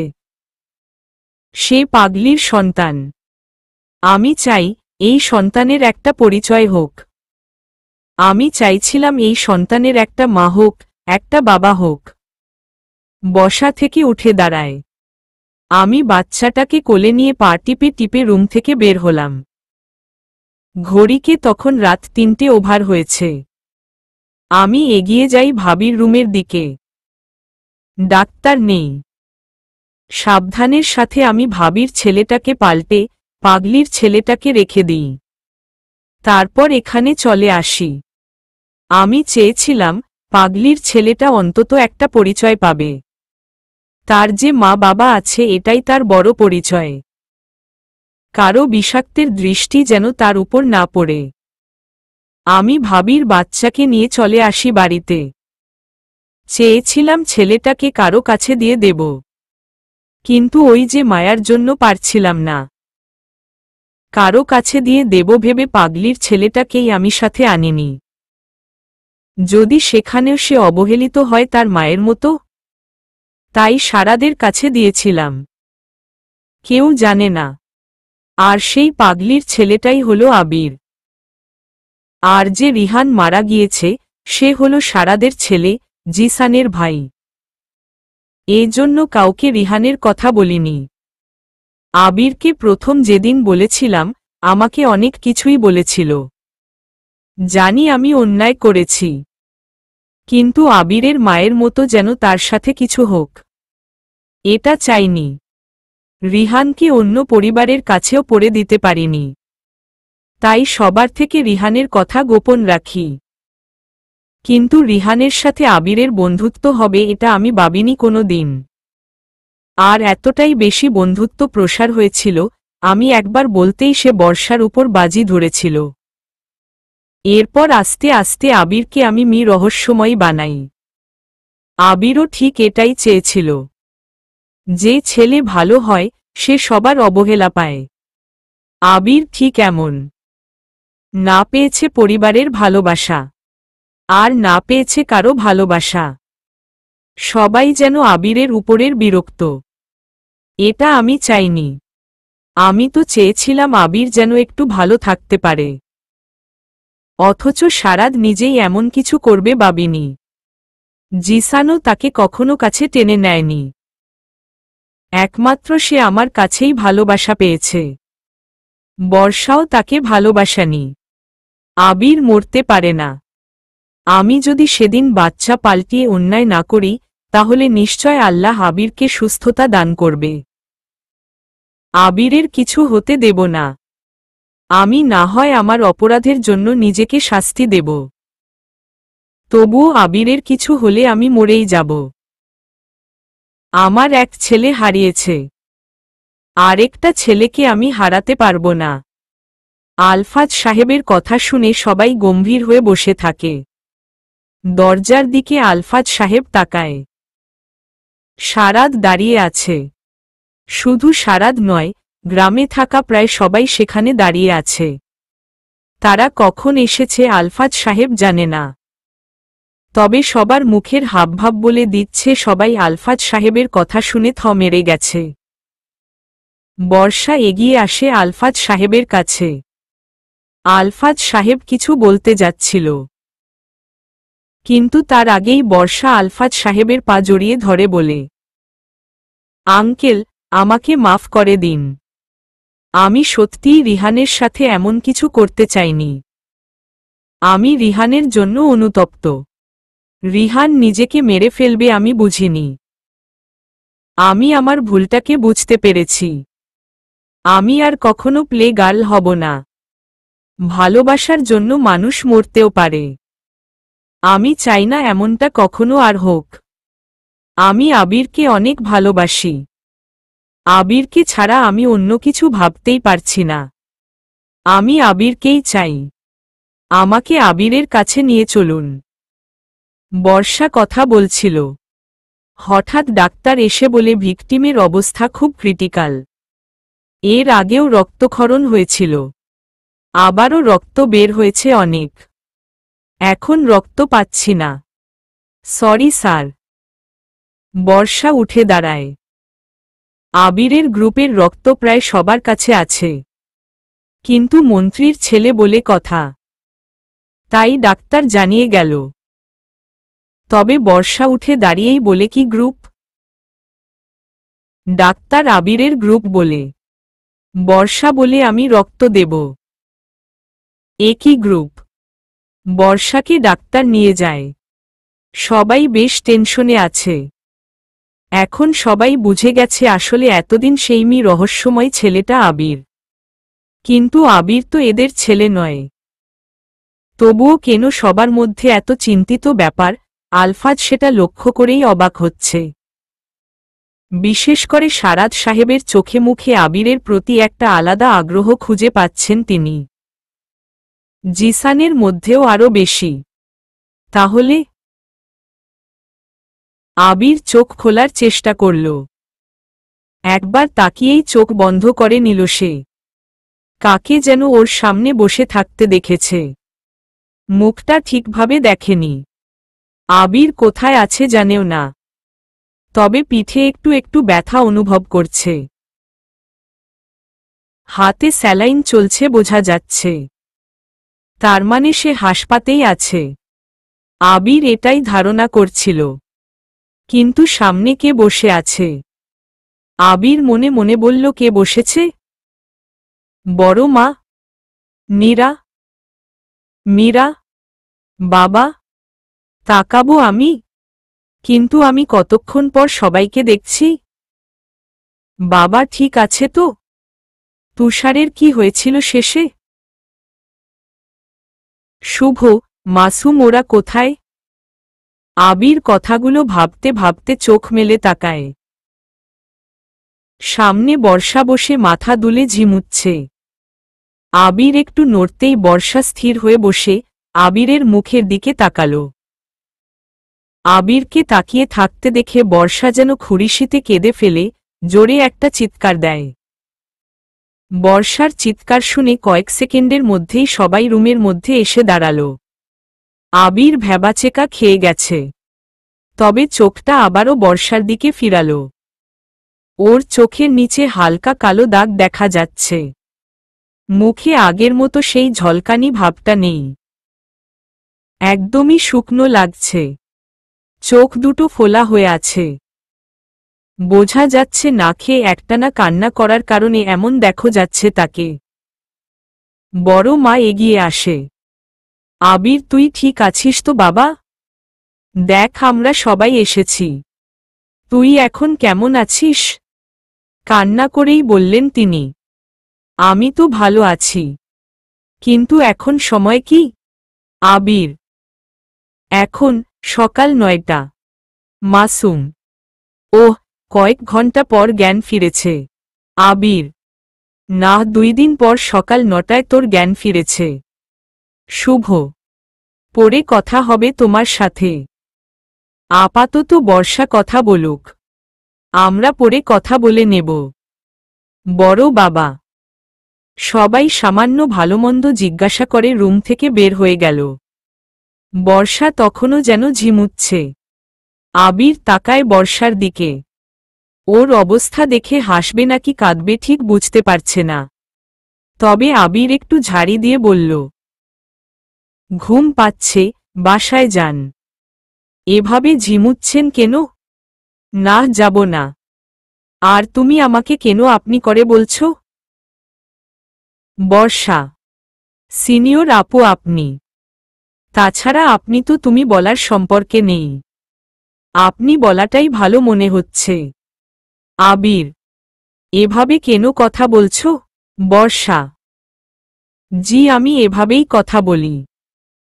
আচ্ছা, আপনাকে একটা সত্যি কথা বলি। সবাইকে একটু ডাকবেন? আর আমার এসব স্যালাইন, ঔষধের প্রয়োজন নেই। আমি ভালো আছি।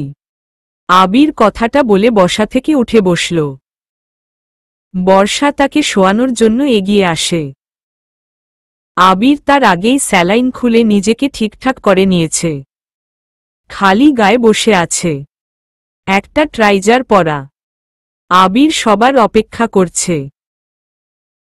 বর্ষার ডাকার আগে আবির চিৎকার করে সবাইকে ডাকল। সবাই ভিতরে আসে। আমি আবির। নামটা কে রেখেছিল আমি জানি না। যেই রাখুক, তবে যতদূর ধারণা করি আমার পালিত মাই আমার নামটা রেখেছিল। জিসানের সাথে নামের কোনো মিল নেই। এটা হয়তো আজ বুঝেছি। যাই হোক, আমি আপনাদের কারো সন্তান না। আমি হলাম একটা জারজ সন্তান। আমার বাবাকে আমি কেন পৃথিবীর কেউ জানে না। আলফাজ সাহেব বলেছিল আমার মা আমাকে প্রসবের সময় মারা গিয়েছিল। আর সে ছিল পাগলি। হয়তো আলফাজ সাহেব চেয়েছিল একটা পরিবারের ছায়ায় আমার জীবন কাটুক। সে কারণেই আমাকে একটা মা, একটা বাবা আর একটা বড় ভাইয়ের কাছে পাঠিয়েছিল গভীর রাতে। রিহানের জায়গাতে আমি থাকতে পারতাম, কিন্তু মায়ের ভালোবাসাটা পেতাম না। এই জন্য আলফাজ সাহেব আমাকে সেখানে রেখে আসে। এইটা সেই হসপিটাল, তাই না আলফাজ সাহেব? আমি কখনো বাবার বাবা সারাদ সাহেবের আঙ্গুল ছুঁয়ে খেলতে পারিনি। আমি কখনো বড় ভাইয়ের থেকে আদর পাইনি। আমি কখনো বায়না করে কিছু চাওয়ার সাহস পাইনি। আমাকে যা এনে দেওয়া হতো সেটাই গ্রহণ করতাম। একটাই দোষ ছিল, আমার জন্মের কয়েক বছর পর পালিত মা, মানে আমার মা বলা যায়, তিনি মারা যায়। তিনি আমাকে আদর করতেন বেশি বলে বড় ভাই আমাকে সহ্য করতে পারেনি। তিনি মারা যায়। আমার আগমনে তিনি মরে গেছে। এই ভাবনায় বাবা মানে সারাদ সাহেব আমাকে কখনো নিজের সন্তানের মতো ভালোই বাসেনি। সরি, তিনি তো সন্তানকেও ভালোবাসতেন না। রিহান আর আমি একদিন আলফাজ সাহেবের থেকে সবকিছু জানি। আমি রহস্যময় হয়েছিলাম। এর পিছনে কারণ হল আপনাদের সাথে সম্পর্ক নিয়ে অনেক গেমস খেলার ছিল। বোঝানো ছিল পরিবার, সন্তান, ভাগ্য, ভালোবাসা ইত্যাদি বিষয়ে। কিন্তু কোথা থেকে যে আলিফ সাহেবের রাজনীতির প্যাচ আমাদের উপর আসে বুঝিনি। হয়ে গেলাম রহস্যময় একজন মাস্তান। আর মাস্তানকে লিড করার জন্য আলফাজ সাহেবকে বানালাম মন্ত্রী। যাই হোক, সবকিছু বেশে আমি বর্ষার উপর নজর রাখতাম। সবকিছু শেষ। আমার সময় হয়ে গেছে সবকিছু ছেড়ে চলে যাওয়ার। আমি ভালোবাসা সম্পর্কে বিশ্বাস করি না আর। বড় কথা, আমি হারিয়ে গেলেও কারো কিছু যায় আসবে না। আমি তো সন্তানই না এই পরিবারের। আর সন্তান হলেও ভালোবাসা পাইনি। শুভ, আমার ব্যাগপ্যাকগুলো এনে দে। আমি চলে যাব আজকেই। আর বাবা মানে আলফাজ সাহেব, আমি সুস্থ আছি। চিন্তা নেই, শুভ আছে, মাসুম আছে, সবাই আছে। আপনার দিকে কেউ সাহস করে তাকাতে পারবে না। সিংহ যেখানেই যাক না কেন। সিংহের পায়ের ছাপ রেখে যাওয়া হলো হিংস্রতা প্রতীক। আর বড় মা, তোমাকে সত্যিই ভালোবাসি আমি। এটা সম্পূর্ণ পবিত্র ভালোবাসা। ভেজাল নেই। নিধি, হয়তো তোর সাথে আমার এটাই শেষ দেখা। ভালো থাকিস। আর জিসানকে খেয়াল রাখিস প্লিজ, যদিও জিসানের জন্য বর্ষা আছে। আর নীরব ভাই মীরাকে বলবেন আমাকে মাফ করে দিতে। আসছি আমি। আবির কথাটা বলে বিছানা থেকে নামল। মাসুম এসে শার্ট এগিয়ে দিল একটা। আবির শার্ট পরে নেয়। শুভ এসে ফোন এগিয়ে দিল। কেউ কোনো কথা বলছে না। আবির রুম থেকে বের হল। পিছন থেকে কেউ যেন তাকে ডাকার সাহস পাচ্ছে না। আবির লুকিয়ে হাসতে হাসতে কেঁদে ফেলেছে। সে পিছনে তাকাচ্ছে না। হঠাৎ একটা ডাক ওর কানে এলো। আবির স্থির হয়ে দাঁড়ায়। ডাকটা প্রথমবার শুনলেও কণ্ঠটা পরিচিত। সারাদ সাহেব তাকে ডাকলেন। আবির দাঁড়াতেই উনি দ্রুত হেঁটে এগিয়ে আসেন। আবির, আমি জানি তুই আমাদের ছেলে না। আমাদের ছেলে রিহান মারা গেছে। কিন্তু আমরা তো রিহানকে চিনতাম না। আমরা তো রিহানকে দেখিওনি। তোর বড় মা রিহানকে নয়, তোকে ভালোবেসেছে। আমাদের সাথে যেভাবেই হোক না কেন, রিহান নয়, তুই ছিলি। যা করেছি সব তো আবিরকে ঘিরেই হয়েছে। রক্তের সম্পর্ক নেই। কিন্তু এখন তোকে ভালোবাসি। আর তুই আমার ছেলে। আমার কোনো আক্ষেপ নেই, কোনো রাগ নেই। আমাকে কি মাফ করে দেওয়া যায় না? আমি ভুল করেছি। প্লিজ আমাকে মাফ করে দে আবির। আমরা সবাই এখানে থাকব। তোকে কোথাও যেতে দেব না। যদি যাস তাহলে বুঝব তুই নিজেই আমাদের মন থেকে আপন ভাবতে পারিসনি। প্লিজ আবির, আমাকে মাফ। আবির সারাদ সাহেবকে জড়িয়ে ধরে কান্না করে দিল। জিসান দৌড়ে আসে আবিরের সামনে। জিসান কিছু না ভেবেই আবিরের পা ধরতে যাচ্ছিল। আবির তাকেও বুকে জড়িয়ে ধরে। সবাই একসাথে এসে আবিরকে গোল করে ঘিরে জড়িয়ে নেয়। আবির সবাইকে পেয়ে যেন খুশি। আলফাজ সাহেব এগিয়ে এসে বলে, ঠিক এটাই চেয়েছিলাম, পরিবারের ভালোবাসা। আর আজ পেয়ে গেছিস গাধা। এত চিন্তা কিসের? থেকে যা এখানে। কানে কানে বলি শোন, বর্ষাকে ভালো না হয় বাসতে হবে না। তবুও থাক। কিন্তু মেয়েটা তোকে সত্যিই ভালোবাসে রে। আর সত্যিকারের ভালোবাসা চোখে মুখে ফুটে ওঠে।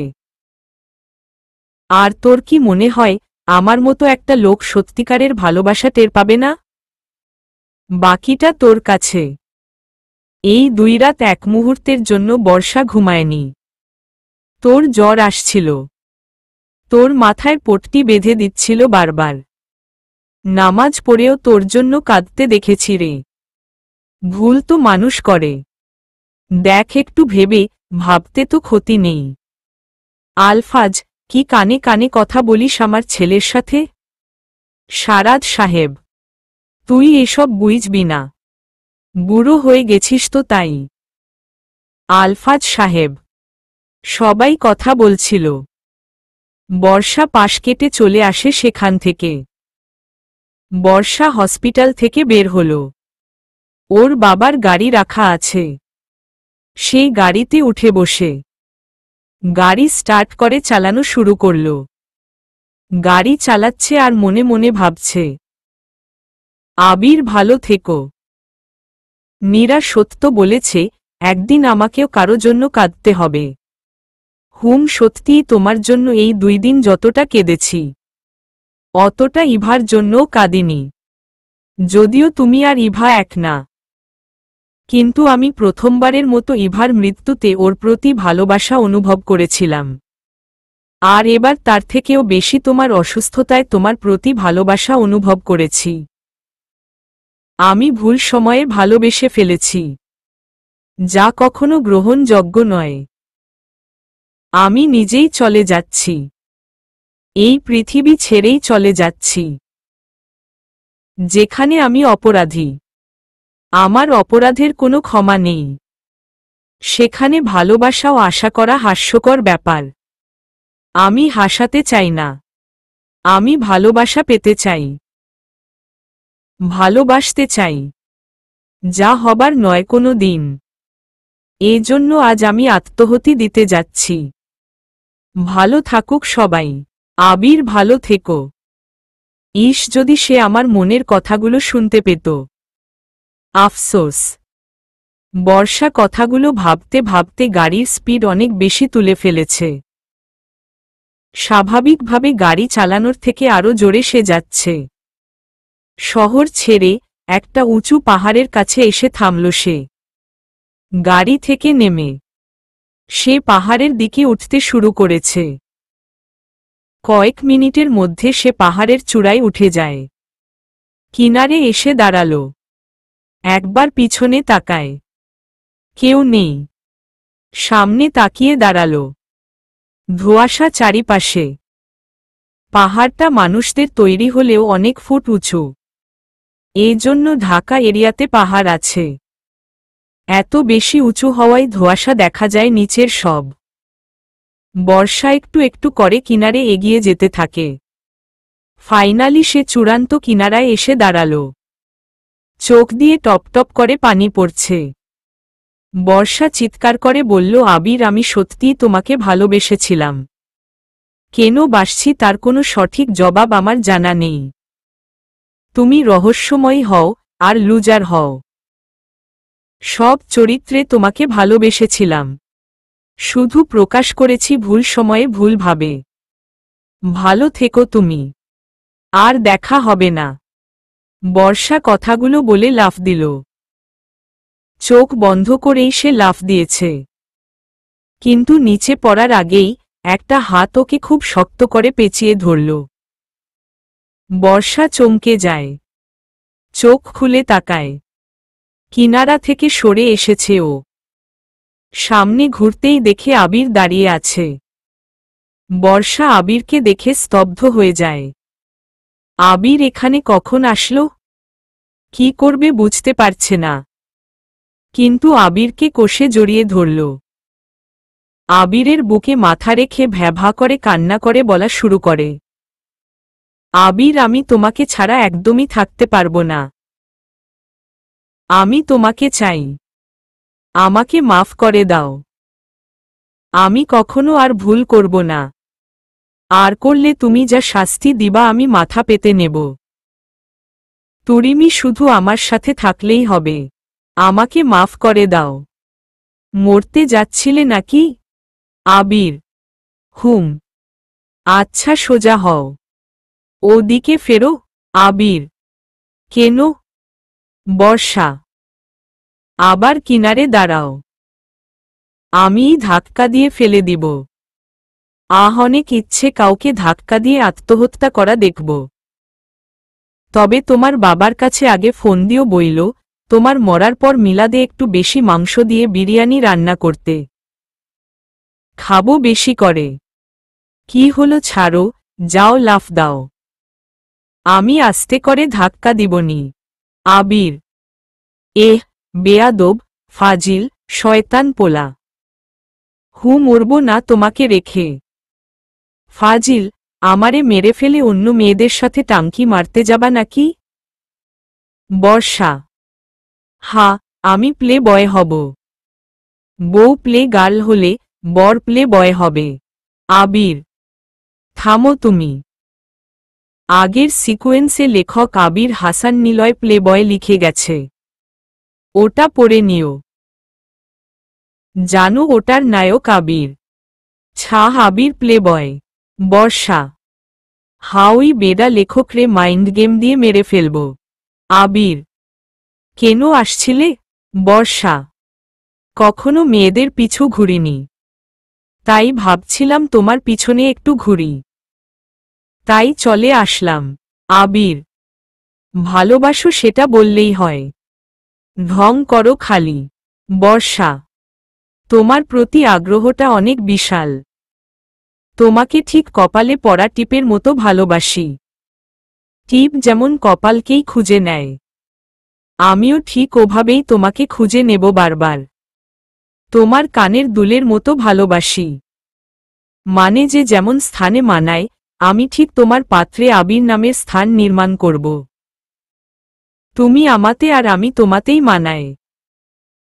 আবির, চলো কোথাও বসি। বর্ষা, না, এভাবেই ধরে থাকো, ভালোই লাগছে। আবির, আবিরকে আরো শক্ত করে বর্ষা জড়িয়ে ধরল। আজ থেকে বর্ষা আর প্লে গার্ল থাকবে না, সে আবিরকে সম্পূর্ণরূপে ভালোবেসে ফেলেছে। আবিরও তাকে ভালোবাসে।